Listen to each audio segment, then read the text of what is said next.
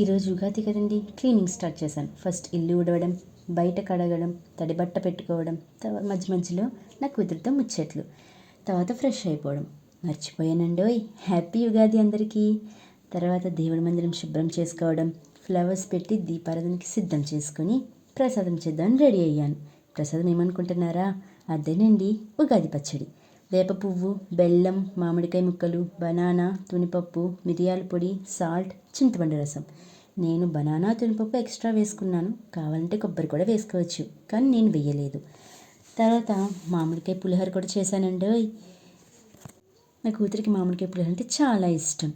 ఇంకా లాస్ట్కి పూజ కూడా అయిపోయిందండి. హారతి ఇచ్చేటప్పుడు నా కూతురు కూడా పక్కనే ఉంది.